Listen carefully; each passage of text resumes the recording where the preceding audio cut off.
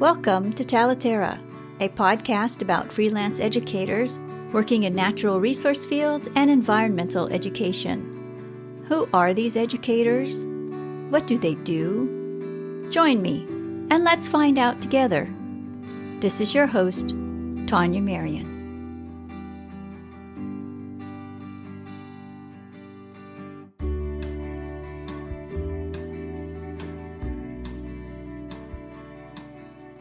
Today, my guest is Mindi Rosser.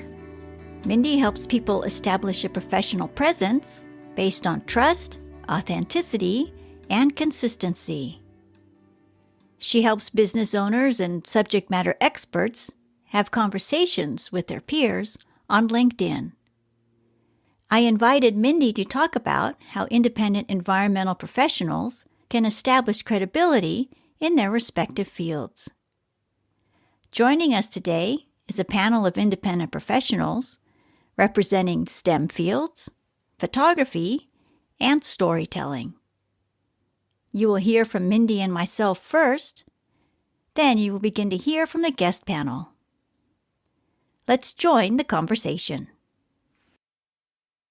Thank you all for being here. And Mindi, thank you so much for being here today to talk about credibility, to talk about LinkedIn, and to talk about how independent professionals can establish a presence for themselves. If I may ask you to introduce yourself to listeners, please.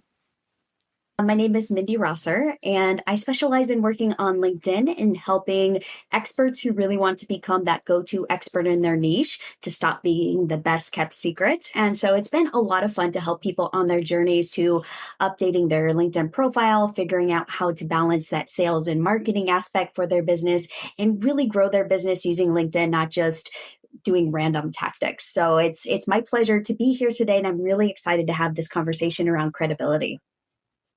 I looked up the word credible in the dictionary, and I have 3 definitions. So we'll start there. One definition from Merriam-Webster Dictionary defines credible as offering reasonable grounds for being believed. Dictionary.com defines credible as being capable of being believed, trustworthy, or reliable. And the Cambridge English Dictionary defines credible as able to be believed or trusted.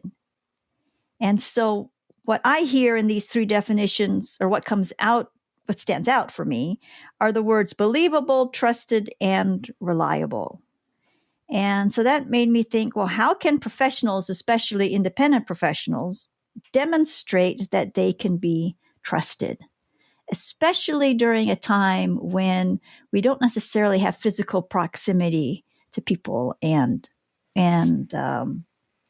kind of read people in the way that we might be able to if we were in person, if we had real eye-to-eye contact with them. How might independent professionals demonstrate their trust? Yeah, I think that's a really good question, especially, we don't have that physical proximity, but I think the upside to that is we do have things like Zoom. We do have social media channels like LinkedIn or Instagram or other places where we can connect with people. And I think it's looking at trust like through a new lens and like, how do we build that now versus what we used to do back before, especially before the pandemic. It is really shifted. I think even over the last decade, just with remote work becoming so prominent, more of us wanting to be independent professionals and really start our own businesses. It's like, well, how do we connect? We don't go to a workplace, so we kind of have to create, I think, our own communities and our own ways of connecting to build that trust. And it does require, I think, a little bit more of a proactive approach. Like we actually have to pay a little more attention to our personal brands. We actually do have to engage on social media, even if we never did before. Now it's kind of like a prerequisite to getting into the game, because otherwise people are never going to know who you are. Nobody sees what you're doing at your desk during the day. And as corny as it may feel to sometimes share that, I think on social media, especially for me, like it feels a little awkward sometimes, but we do have to let people in a little bit more intentionally. than we did before. People used to just kind of see us working at our station. We'd get on podiums at local events, with other people getting together. And now we're not doing that. So I think it's like, how do we build that trust, and what does that look like? And I think it's really telling a story too. I think it's really like, okay, how do we tell our story in a way that is accurate, that also makes sense, that communicates that trust, that shares what people need to know without oversharing, or getting too personal. I think there's just a lot that goes into it. And I think some people are thriving, I think, in this environment where it's, oh yeah, I finally, especially, I don't know, I'm an introvert. So for me, this is great. I'm like, I can build trust without going to an event, So for me, I think it's fantastic in that way. But I think the downside is I do miss that in-person connection. I do miss like those, sitting around a table and just having a good conversation or a good meal with people that are like-minded. And so it's creating that trust in a different way. I think we have to think broader and think about how we can reinvent that process. And I'm curious to hear what everyone else has like experience in that domain as well. But it's just a really interesting and fascinating. It's fascinating to watch, I think, through an objective lens, just watching how people are adapting. But I also think it's interesting to watch and participate in as, an independent professional. I'm like, okay, let's figure this out and let's see what's working and how we can do this in a better way. What I miss is the really small things, the small gestures that you can exchange with the person next, like sharing a piece of chocolate or something, or a glance or a smile, or, just stuff like that, like around the conference table or wherever. All that says a lot, speaks a lot, and helps build a relationship. And anything that we do online, as comfortable and as casual as we've all become with it and definitely gotten used to it, there's still this intentional, but this planned, staged kind of element to it. It has to go a particular way within a particular time frame, right? Yeah, I do. I think that can be tricky because sometimes we do miss that casual element and that natural feel to it. On social media, it can feel very contrived in some ways, or like, you're trying a little too hard, or like, do we really need to see a selfie of you doing every aspect of your day? I think some people take it in different directions. And so I think it's trying to figure out what is that balance and how does that contribute to business? How does that contribute to the trust? How does that contribute to credibility? And what is that happy place, I think, for you in feeling comfortable? Because you also have to feel comfortable if you're doing, crazy TikToks or, like Instagram reels all the time, but that's really not who you are. And that really doesn't serve your brand. And so I think we feel under this pressure to perform in a certain way. And I have something I want to show you. You can't see it on the podcast, but I have this thing. It's a dancing monkey. And every time I get up to do a live or to do any type of presentation, that's how I feel. I feel like, like you're like this little dancing monkey, perform, say the things that you want me to say. But I think there's this element of, okay, how do we get out of dancing monkey mode? But also, yes, we still have to do that, but we need to be ourselves as well, and that is part of the trust and the credibility. It's like finding this balance, finding this way to be authentic, but to also deliver professionally. And so I think we're always discovering that, and we're discovering new things about ourselves each time that we give an attempt, whether we try making a reel and say, this doesn't really work.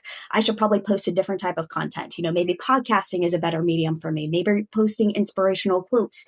Maybe I'm like that insightful writer that likes to write, or doing the 60-second podcasts. Everybody has their own way of going about this. And I think you have to figure out what that is for you. And just because somebody is having great success in another area or doing something different than you doesn't mean you have to copy them. It's like, okay, look and see what's working. What are some trends that are working right now? And then adjust, and figure out, okay, how can I adapt that to work for me and my brand, my business, and for my personality type? Yeah. I've never been big on social media, although I've had different people throughout my journey who've helped change and reframe my thoughts about it. And it was you, Mindi, who really turned me around about LinkedIn and made it really feel like a warmer place than it has been, because I would just feel like it's just a different version of Facebook. What's really there? As I go along through the work that I do, especially now, relationship building is and partnership building is more and more important. But now with all this distance, I've been thinking more of how do we accomplish that? And then seems to me then LinkedIn would be a better place, at least for me and my thinking, than say maybe a TikTok or something where there's, like, as you said, there's like dancing environmental educators or stuff like that, doing goofy, fun little things. Yeah, I So, think it's finding the right channel. I really think I think everybody's different, but I've definitely found LinkedIn to be such a great place for connecting because we are in our professional mindset when we're on LinkedIn. And I think that's a big key takeaway for a lot of us that are, yes, we are trying to be everywhere in a sense. We want to be at least a little bit present on these other channels because people are probably going to find us and then hop over to LinkedIn if they want to have a real conversation. But I think treating LinkedIn as like the hub and then repurposing elsewhere. So it really just depends on your audience too. Like, how are you going to connect with them? If they are, when they're connecting with you, if they're in that professional headspace, especially in the B2B space, or professionals connecting with professionals as experts. And then that's what we're trying to do. We're trying to connect with other experts and other professionals. LinkedIn is really the best platform that I've found to do that. And in a way, when people, they're not in that entertaining mode. Like when I go to Instagram or TikTok, I'm like, I want to be entertained. That's why I'm there. And if I see something professional pop across, I'm kind of like, okay, interesting. I want to be inspired. So I do appreciate like inspirational stuff on those channels. But I think when I want to engage, when I really want to be in that professional headspace and like, give me something juicy that I can apply to my business, I like finding that on LinkedIn. I feel like the platform, it just creates that environment. And there's something to be said, especially now because we can't go into these different environments with other experts in our space. We can't go to a physical location most of the time and have these conversations. So we have to go with what we can online. And so LinkedIn, you can create that space. You can create that space in your newsfeed just by the types of people that you connect with, the types of people that you follow, the content that you engage with. It's like you have your own little space that's right there that as soon as you log in, you can start engaging with the people who matter to you. And I think that is very, very powerful and often underestimated. Yes, I'm convinced of that now. Thank you. Where I was not so convinced before, because really I've been on LinkedIn since 2009, and it's only been during this, recent times that I've really put some energy into it or put some thought into it, gave it more attention. And so I'd like to introduce others who are on this call with us. Joining us on our call today is Letta Golden from Letta Photography, Maria Kaufman from the Kaufman Institute, and Diane Wiska from Quarter Moon Story Arts and host of Stories from Women Who Walk, a podcast. And we have a panel discussion here to talk about each of our experiences as being independent professionals and establishing credibility with our respective audiences, and how we've used social media and used LinkedIn or not used LinkedIn, and discussing what works for each of us. And so if you wouldn't mind sharing your experiences with establishing credibility, what have you found works for you and what have you found doesn't quite work for you? Sure, I'll jump in. This is Maria Kaufman, and I too was introduced in a new way to LinkedIn from Mindi Rosser. Thankful for a different perspective because it has definitely changed not only the way I interact on LinkedIn, but it also changes the way people interact with me. So I use a strategy for messaging, and that has been transformative for me because really in my business, there's 3 steps. I need to meet people, let them know who I am, what I do, and then eventually make them an offer. But I do find LinkedIn to be this place where credibility, reliability in the form of reliability, believability, and trust is really the essence of when I sit down to craft a message and to start to talk to people on this platform. I have to take those 3 things into consideration. And trust to me is really my consistency. I'm just trying to show up on the committed times that I've committed to myself. Before I even send a message, I'll look at someone's profile, look at their picture. I'll look into their eyes that are basically reflected in this picture in order to establish that relationship. And for me, that makes all the difference in the world. When I'm more true to that practice and building relationships in that way, it's magical on how well I do connections. I get like a 60% or greater sometimes, a lot of times, connection rate. What I do find interesting, though, if I just take that just a little step further, is, first of all, that is to me, I need to build trust in myself that I can come to this place and be consistent. And the more then I find that trust in myself, I believe that people will actually resonate with that somehow. It's hard to get a quantifiable thing around that, but it seems to work. So the other thing is my profile is a natural place where people, as soon as I reach out to somebody and they're like, who is this woman and why is she reaching out to me? They can go to my profile and it's there. I basically say who I am. Even in my message, I talk a little bit about my history and what would make me reliable. I'm an engineer turned life coach. So now as a life coach, I'm reaching out to other women engineers. And I'll just say, hey, listen, I stepped away from a 30-year career as an engineer. And you would think that does bring along some reliability to it. But what I have found is that people are curious. And sometimes people are a little prickly. They're like, what do you want from me? Where are you coming from? And what's that all about? Sometimes it inspires people. Lately, I have actually been getting some reactions where people are like, oh, it seems like an interesting thing. I want to consider doing what you do.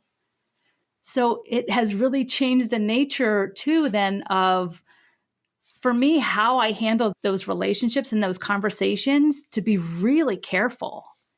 And when I enter in, like, totally, I have no idea what I'm going to get. And it's got like a box of chocolates. It's in a good way.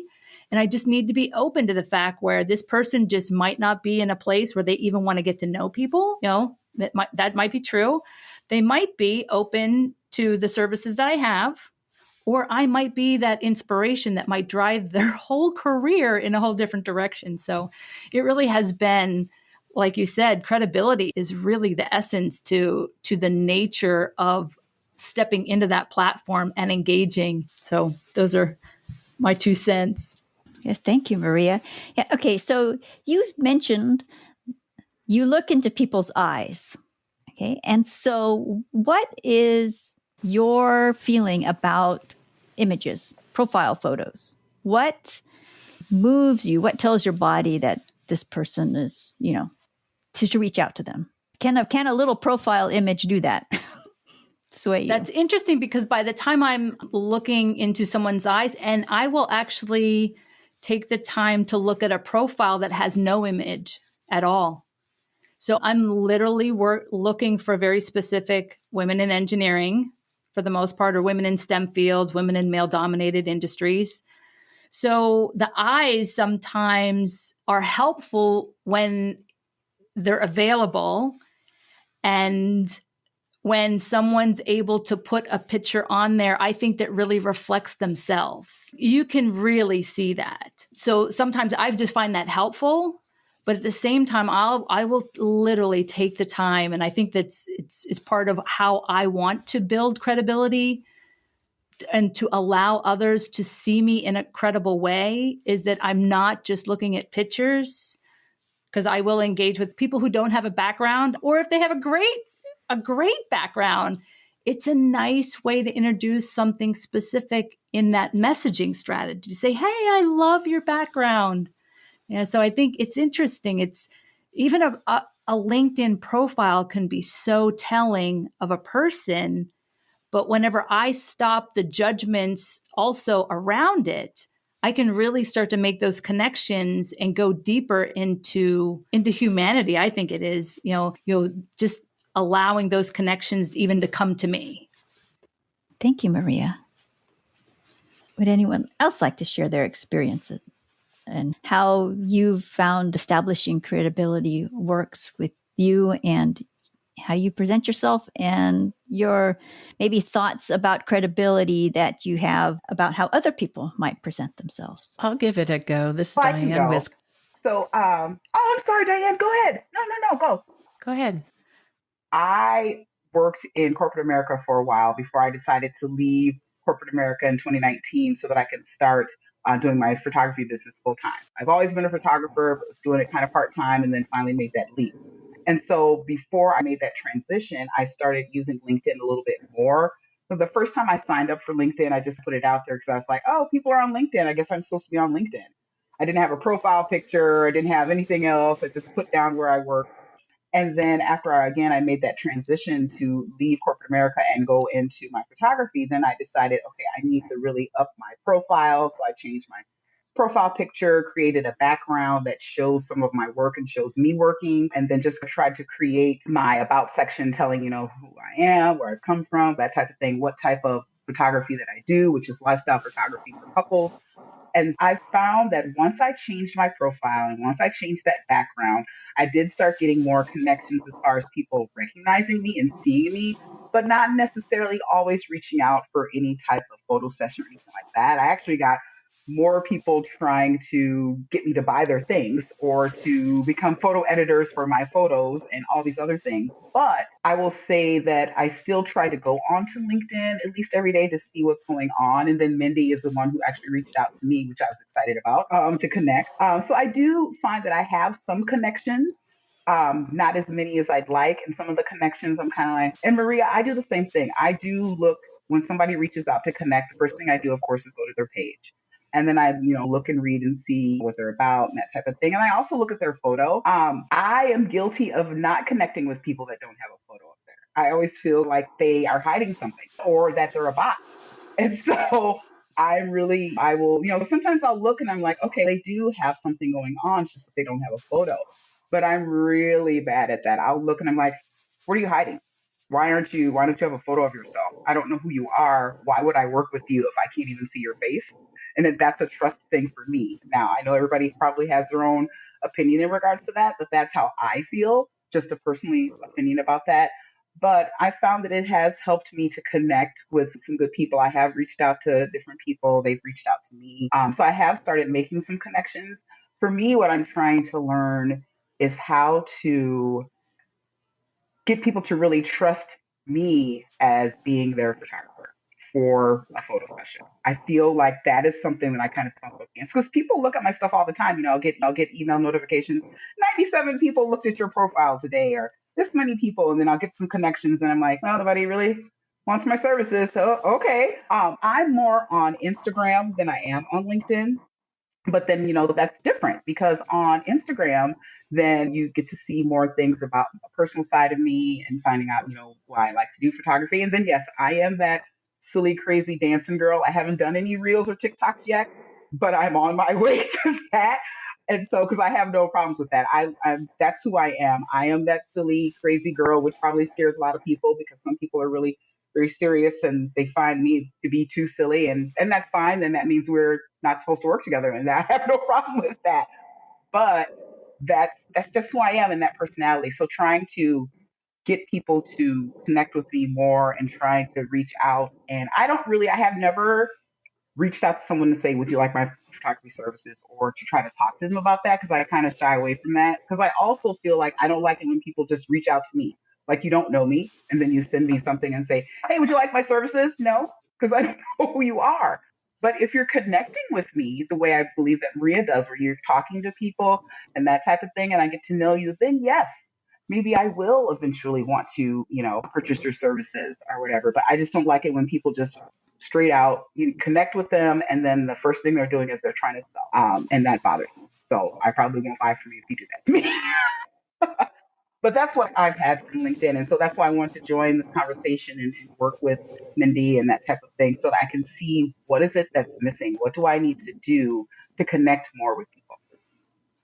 The faceless profiles have always been interesting to me, and especially in conference apps, because that's where I see a lot of faceless profiles. Because it seems to me that would be the richest part of a conference app, but it's nothing but those blue little circles with the gray silhouette and a name and nothing else.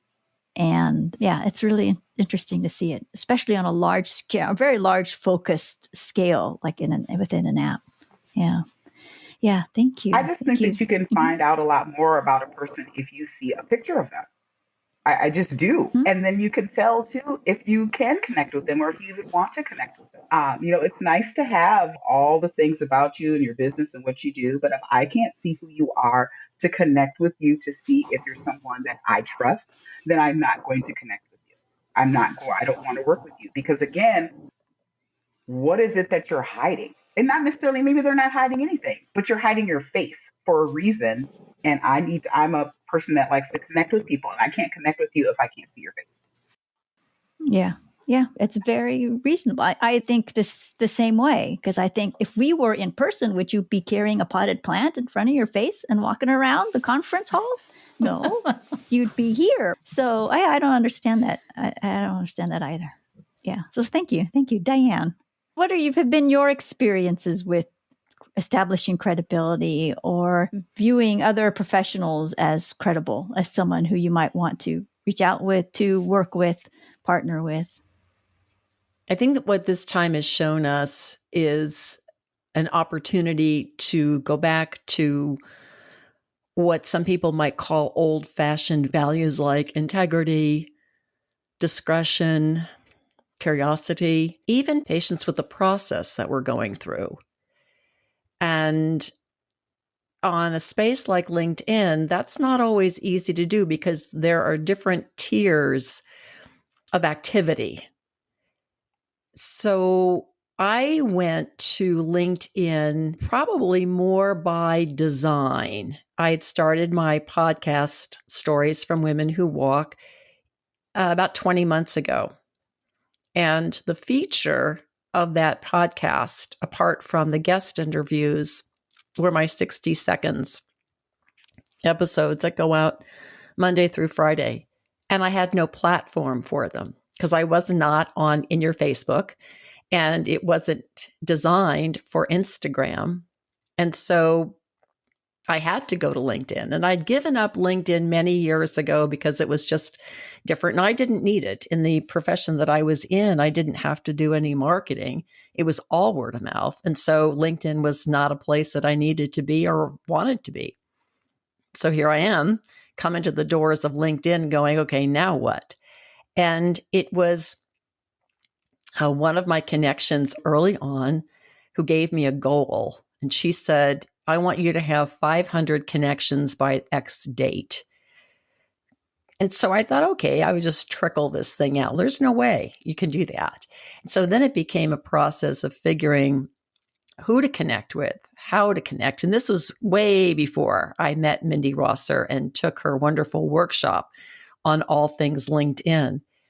But this one woman was very helpful to me and said, this is the goal that I'm setting for you. You've got to go out and do it. And so it became a matter of actually looking at the profiles of people who commented on other people's work and thinking, oh, I'd like to get to know them, or that's a great way to say something back. And I've always liked the smart ones, the ones who are articulate, who are really good with words.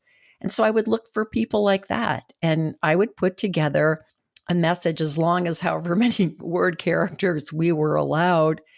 And I would send it out. This is who I am. This is how come I'm reaching out to you. Would you like to connect?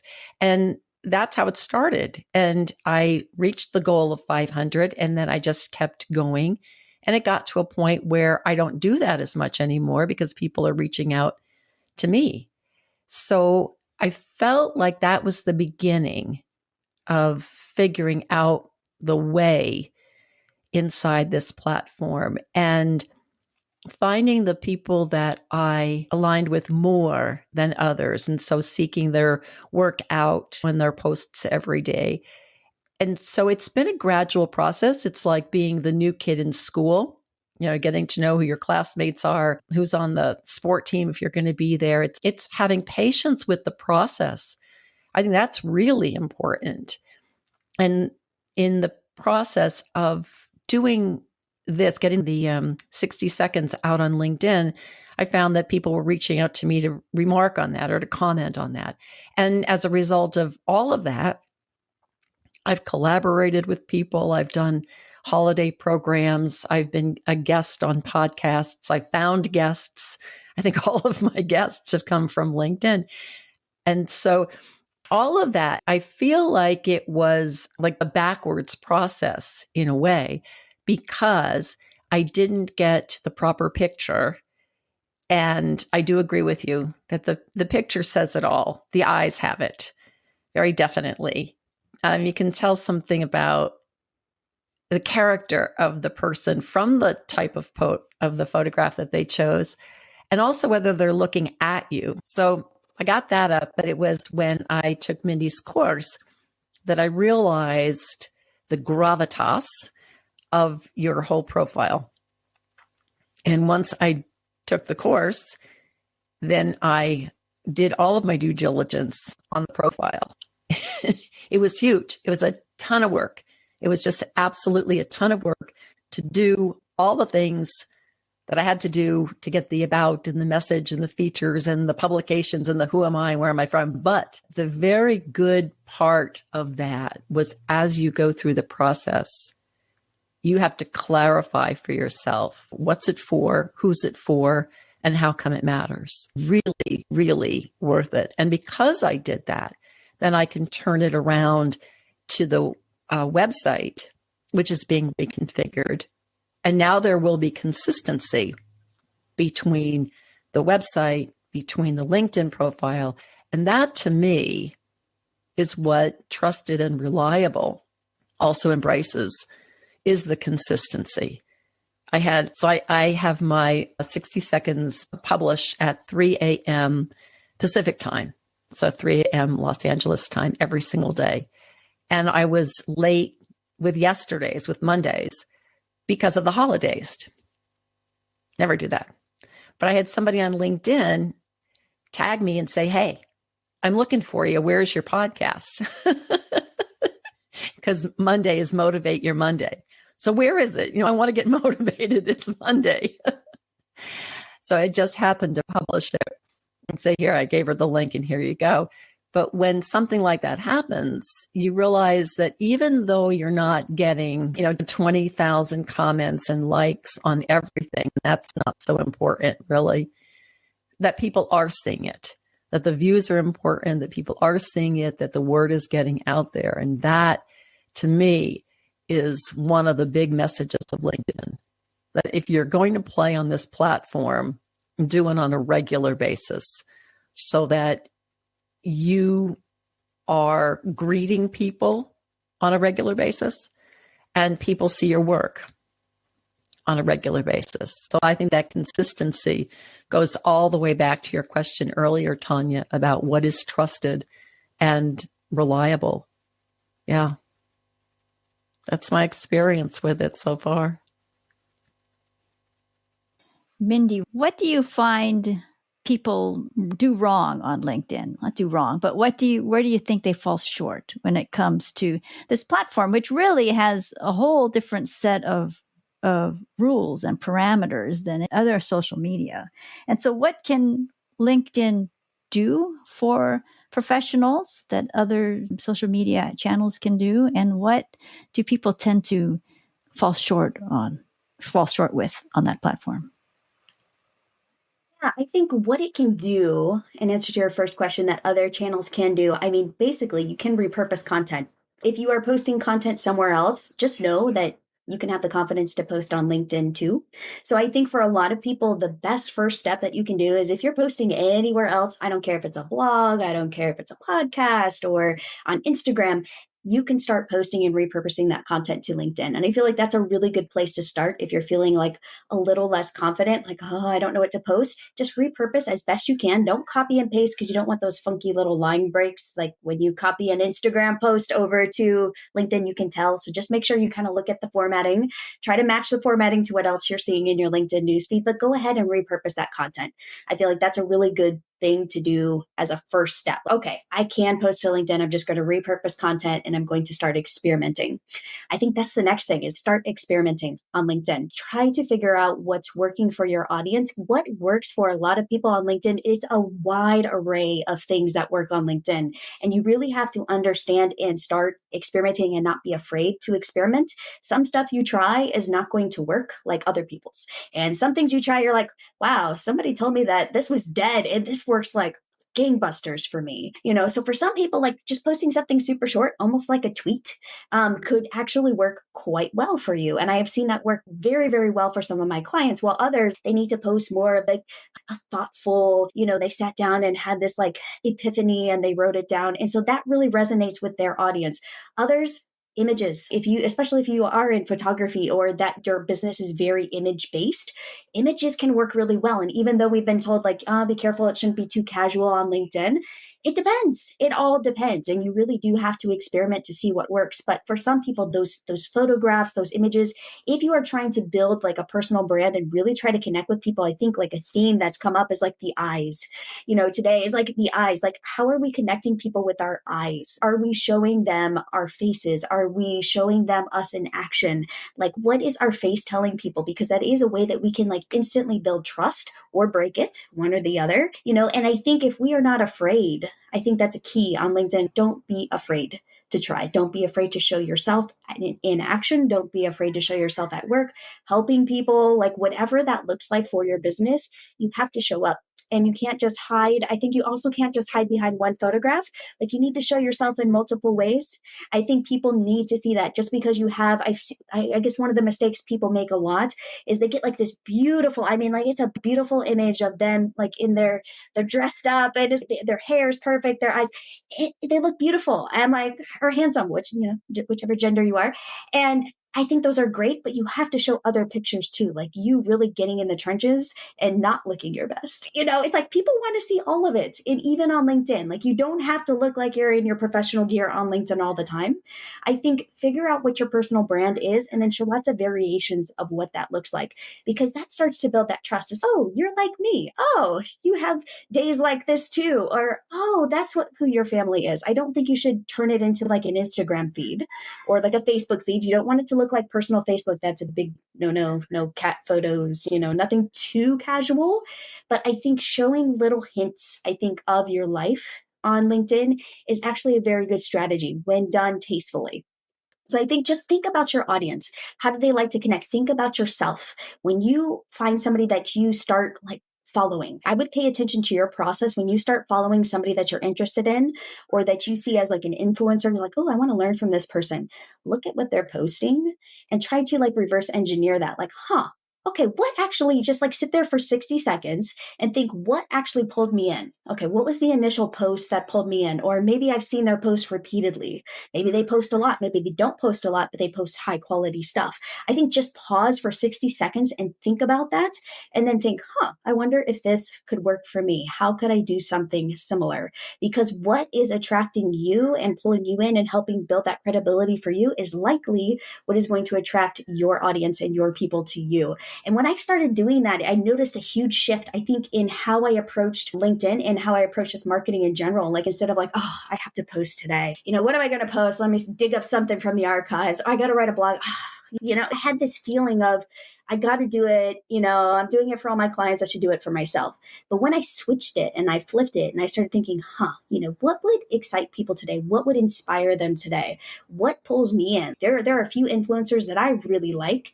And so I pay attention to how they use words, how they use their body language, how they connect from a distance because we can't meet them in person. So we can't pick up on all those cues. And I started like figuring out how I could use that for myself. And I feel like the people that do that really well are able to always have a full pipeline. It's like they never are worried about like that next gig. They don't have that feeling of desperation that comes across, because that will come across in your marketing if you're feeling a little too salesy. And I feel like they do LinkedIn quite well. and tastefully, but it looks different. Like, just realize that LinkedIn comes in all varieties. Some people are posting like multiple times a day. Others, it's like once a week. Some people, it's like once a month, but they post an excellent newsletter. And so you're like waiting for that next newsletter to drop. So figure out what is going to work for you, for your business, and for your people. And then just take one baby step towards it. Don't feel like you have to like reinvent everything right away. Like, okay, what's the one little tiny step that I could take that would take me maybe 30 minutes, 20, 30 minutes to make progress on that? So how did you come to become the LinkedIn strategist that you are? I mean, did you start off doing LinkedIn, or did you come to this from a different field?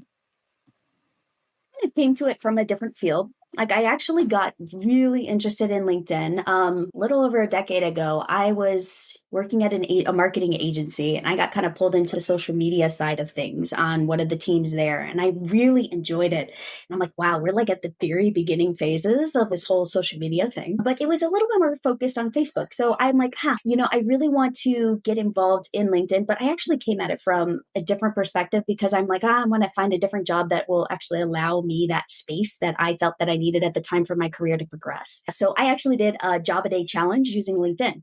So what I did was I updated my LinkedIn profile. And back then it wasn't like it is now, where people got spammed all the time. So I would apply for a job a day every morning before work.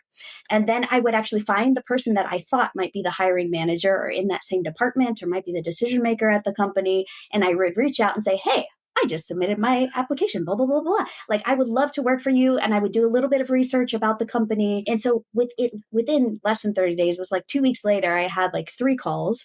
I had one in-person interview, landed that job. And I'm like, this LinkedIn thing is really cool. So I did great in that job, but then I actually liked LinkedIn more, and people started saying, how did you do that? Like, can you help me with my LinkedIn profile? I started getting all these questions about like LinkedIn. And so that definitely pulled me in that direction. Like, you know what? I really just want to do LinkedIn more full time. So I got a couple gigs, I think just freelancing on the side, just to test it out and see. I did other social media platforms at the time, but LinkedIn kept like calling my name and pulling me. There was something about the platform. I'm like, everybody and their brother is like a Facebook expert, especially at the time. And I'm like, LinkedIn, I feel like though has that staying power. There was something that I recognized in that. And then the professionalism to it, like the B2B aspect was like very, very interesting to me. And then I discovered how I'm like, I can actually take this process, like how I got the job, that job a day challenge, and actually use that to help people fill their sales funnels and their sales pipelines by just being human. And back in the day, people were kind of like sales pitching all the time. Like, the approach was like very bot-like, send a bazillion connection invitations and then like, hope for the best, cross your fingers. And so I really wanted to flip that on its head. Like, what if we brought that more personal element to it? It's human to human instead of like, big giant funnel, like hopefully a person comes out at the bottom. Like, why don't we get really strategic at the top? And that's okay if fewer people come through, but we're going to have relationships with everybody through that funnel. And we want everybody to feel like, even if they don't do business with us or hire us, like they've had a good experience. And so that started to work really well for the clients I was working with, because they're all in the, subject matter experts, consultants realm, technology CEOs. And so that relationship-based approach seemed to work quite well. So I've stuck with it since then. And it's been about a decade in the LinkedIn space. I'm like, I don't see myself going anywhere soon, because I haven't found anything that can compare to LinkedIn and the power of LinkedIn for professionals in this space right now. So from what I've been hearing, of course, is that when building credibility, especially at a distance, being present is very important. And being present in terms of your photo, really people see what you do and who you are, and consistency, having a consistent presence, and also being engaged with people who reach out to you, and being posting regularly, but also engaging in terms of how you respond to people through comments and all that. Now, all these platforms have the straightforward like button of some form, one form or another. On LinkedIn, you have the option to comment or to like something. What is a smarter strategy, do you think? Is it commenting is better, or just being engaged in other other ways? It depends on the post and the topic and also how the person. I think it really depends on that because you want to make a judgment call there. Like sometimes the default is yes, always comments, always add a really in-depth comment to the post. And I think that makes sense if you have something really good to say, first of all, like don't add just a really cheesy comment. Also, it's good if you're trying to get on the person's radar or you really want to show your appreciation. You don't have to like write something completely fantastic or earth-shattering. Just saying, hey, I really appreciated this. This really spoke to me. That can be really powerful. So I think sometimes we underestimate the power of just, a one-line comment. I think it's okay to say those. And I've had people say, no, it should always be insightful. But no, those are okay too. Sometimes we just want someone to acknowledge that we actually posted something that resonated with them and they don't have to say exactly how it did, or they agree with this one specific point that we made 19.38 seconds into the live stream. We don't have to do that. I think just a simple something can be really powerful. I think also if you're kind of rushed for time or you just want to show a little bit of support to a post, give it a little boost, just liking it, giving the little clap, the insightful. I like to use the insightful one because most people don't use that. And that one can show like, this really got me. So things like that, I think can be good. So I think based on the amount of time that you have, what's your relationship with the person? Are you trying to get on their radar? Are you trying to really support their work? If so, and a comment makes sense, add a comment. It doesn't have to be really long. It can be short. That's fine. If you're really wanting to boost it, you can also share the post and say, hey, I just came across this post. LinkedIn used to kind of discourage shares and like say, well, it doesn't help that person. It doesn't really help their algorithm. So sharing is like taking away their content. But no, I feel like the more that we can share each other's content and post it, however that looks, if you believe in the content that you just consumed, share it, like it, comment. There are a lot of creative ways to do it and there's no right or wrong. So go with whatever you're feeling in the moment, whatever you have the time to do. Sharing is, for me anyway, sharing is that it's that human element that we don't have because we don't sit next to someone. But the things that I have shared are people who I haven't seen in person in a very long time and rarely cross paths with them, but they've posted something or shared something, then I've turned around and shared what they shared. And I think just the act of sharing, there's a lot of unspoken support there, depending on the person, right? A lot that's unspoken. Yeah, a share is very, very powerful. I think to the recipient, whoever's content you shared, when they see that, it's very powerful and it has a different impact on them. Like pay attention, like if somebody shares your work, you're like, they shared. It wasn't just a comment, like they actually wanted it to appear on their profile in that activity section. So I think take that and consider that as gold and really be grateful for that. And always comment, always say, thank you for sharing that. Even if it's just like a quick line, thank you for sharing this post. I'm glad you found it helpful, but always thank them and show that gratitude. Well, this has been wonderful. Thank you, Mindi, for the insights and everyone on the call who's shared their own experiences. Is there anything that anyone would like to add or any insight that you would like to offer to other independent professionals? Thank you, Tanya. The importance of LinkedIn, since we're not handing business cards out to each other at networking functions and conferences and whatnot, is that your work is actually your business card. And if people see that the work that you're doing is consistent and reliable and trustworthy, and it speaks to the areas where you have experience and expertise and skills and time invested, then that has now become your functional business card. And so if you look at it that way, we have a little bit more range than you would have, on those little tiny cards that say what your name and your phone number is. But it's flipping it a little bit and saying, my profile isn't just my profile, my profile, my about, that's my business card wrought large. Excellent. Good point. Thank you. Maria. So I think one of my favorite parts is I love the integrity of LinkedIn because it is a professional's platform. And I believe people do honor that, and the platform stands true to that. And because of that, it is a very specialized relationship building platform.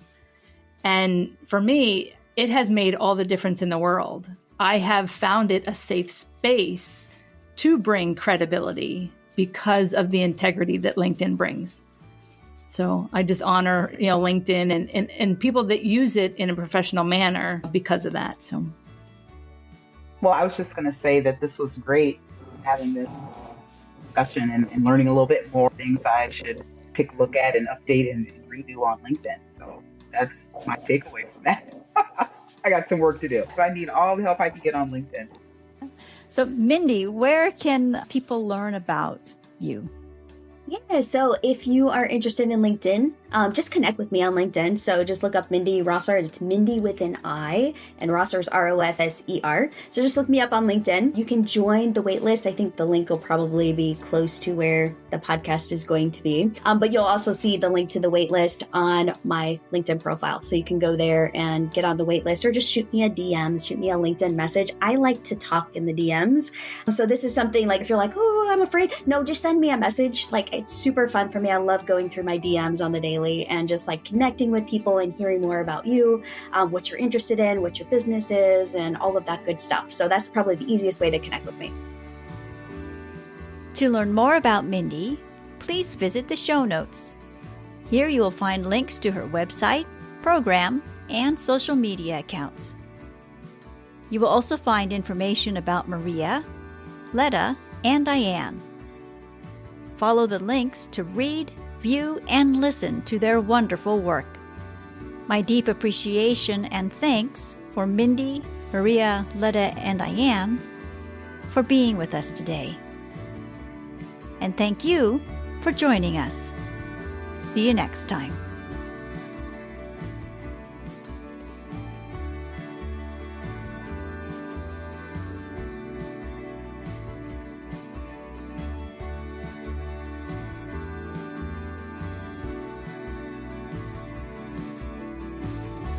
Talaterra is a podcast for and about independent educators working in natural resource fields and environmental education. If you enjoyed this episode, please share it with friends and colleagues. Thank you so much for joining us today. This is Tanya Marion.